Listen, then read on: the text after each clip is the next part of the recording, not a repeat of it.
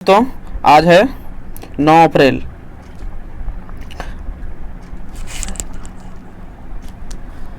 और आज था 10 क्लास का हिंदी एग्ज़ाम।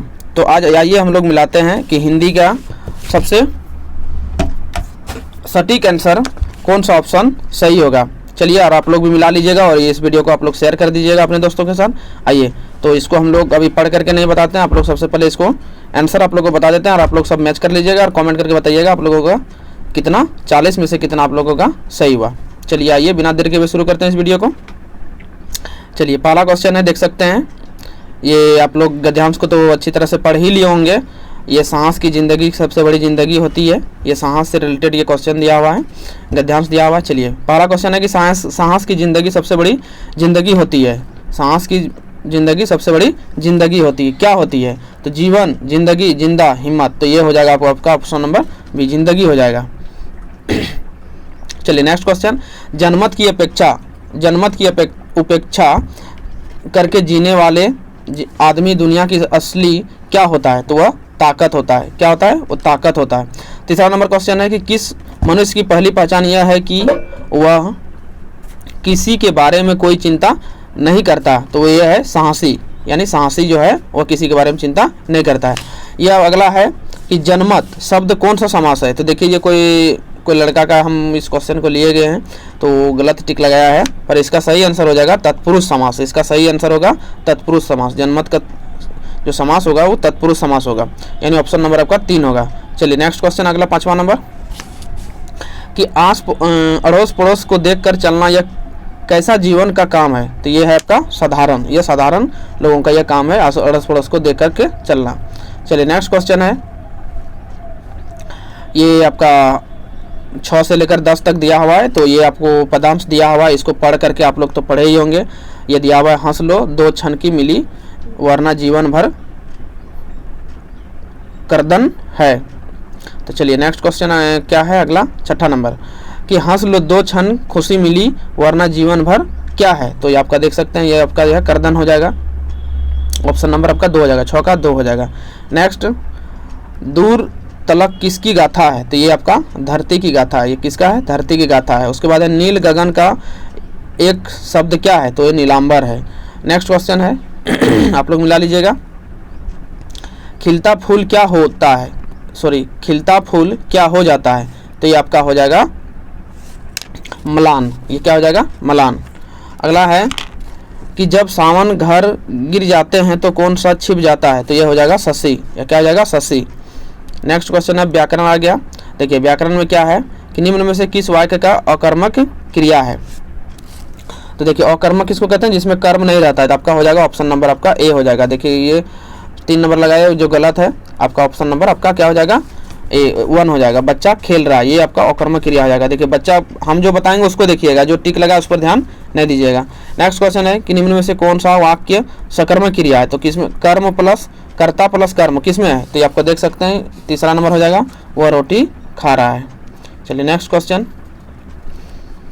गुरु का अर्थ होता है शिक्षक और दूसरा क्या होता है? तो शिक्षक का इसका जो होता है शिक्षक का और आचार्य ऑप्शन होता है। क्या होता है? आचार्य होता है। इसका अनेकार्थी शब्द आचार्य होता है। नेक्स्ट क्वेश्चन 14 नंबर, निम्न में से कौन सा श्वेत का अनेकार्थी शब्द नहीं है? तो श्वेत का जो अनेकार्थी शब्द नहीं है पूछा है।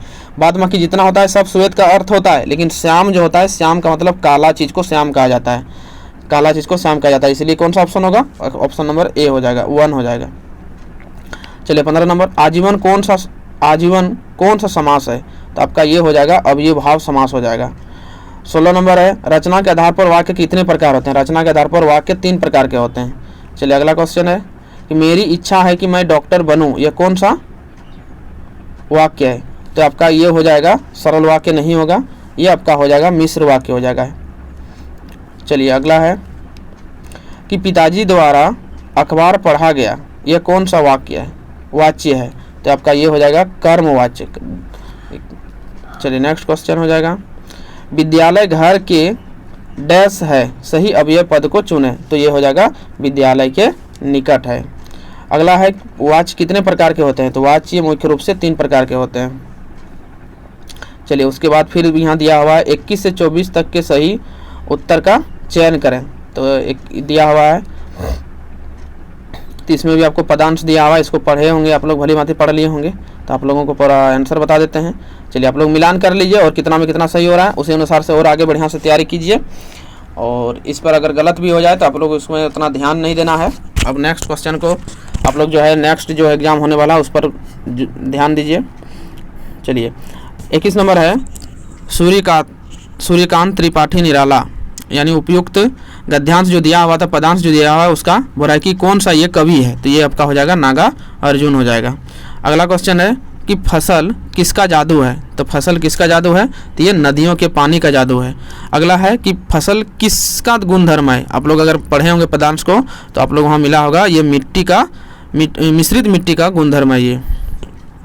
अगला है कि फसल किसका रूपांतरण है, तो फसल जो है सूर्य की किरणों का ये रूपांतरण है। सूर्यदास की काव्य भाषा क्या है, तो वज्र भाषा में वो लिखते हैं, वज्र भाषा है।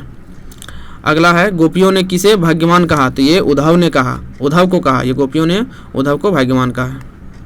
अगला क्वेश्चन है उत्साह कविता में कवि ने किसे गरजने को कहा, तो ये बादल को कहा गरजने के लिए। आगे है विकल उन्मत्त थे, उन्मत्त पंक्ति किस कविता की है, तो ये उत्साह कविता जो है तो उसी का है ये उत्साह, यानी ऑप्शन नंबर 1 हो जाएगा। चलिए फिर से आपको गद्यांश दिया हुआ है, इसको पढ़ करके पुनः फिर से जवाब देना है, बहुत ही आसान क्वेश्चन था।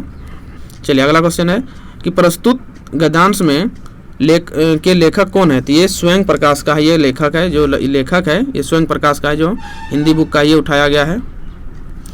अगला है हवलदार साहब को क्या अच्छा नहीं लगा था, हवलदार साहब को ऑप्शन नंबर 2 में देखिए, पान वाले के द्वारा एक देशभक्त का मजाक उड़ाया जाना, ये उनको अच्छा नहीं लगा। नेक्स्ट क्वेश्चन है कि बूढ़ा मरियल सा लंगड़ा आदमी कौन था, तो ये था कौन था, कैप्टन था। अगला है कैप्टन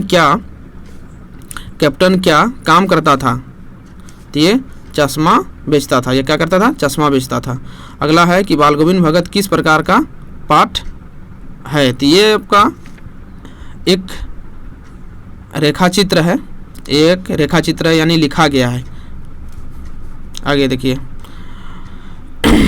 बाल गोविंद भगत किस कद के आदमी थे, तो वो एक मंझोले कद के आदमी थे। अगला हो जाएगा बाल गोविंद भगत साहब किनको मानते थे, तो वह कबीर को मानते थे। अगला है बाल गोविंद भगत की संगीत साधना का चरम उत्कर्ष किस दिन देखा गया, तो ये आपका जो हो जाएगा जिस दिन उसका बेटा मरा था, यानी जिस दिन उसका बेटा मरा उसी दिन उसको देखा गया। ये 37 अब 40 फिर दिया हुआ है, गद्यांश दिया हुआ है, इसको पढ़ कर पुनः फिर से जवाब देना है। तो देखिए अगला 37 नंबर में क्या है कि प्रस्तुत गद्यांश के लेखक कौन है, तो ये शिव पूजन सहाय, ये इसका लेखक है। अगला क्वेश्चन हो जाएगा, आंसर हो जाएगा कड़वा तेल किस तेल को कहते हैं, तो ये सरसों तेल को कहते हैं। अगला है कि लेखक की माँ काजल कहाँ लगाती है, तो नाभि और लार में लगाती थी, ये माँ का आंचल का ये है। आगे है कि लेखक किसकी गोद में सिसकते बाहर निकलते थे, तो ये बाबूजी की गोद से ये सिसकते बाहर निकलते थे। तो आप लोगों को 40 में 40 क्वेश्चन का आंसर आप लोगों को बता दिए, तो आप लोग कमेंट करके बताइए कि 40 में आप लोग को कितना आप लोग को आया। तो आइए मिलते हैं फिर, इसी चैनल पर बने रहें। आप लोग को जितने भी और एग्ज़ाम होगा सभी एग्ज़ाम का तैयारी भी करवाया जाएगा, आप लोग को और मॉडल सेट के बारे में भी बताया जाएगा, और आप लोग को आंसर की भी सभी पेपर का आप लोग को बताया जाएगा। इस चैनल पर बने रहें और अपने दोस्तों के साथ शेयर भी कर दें।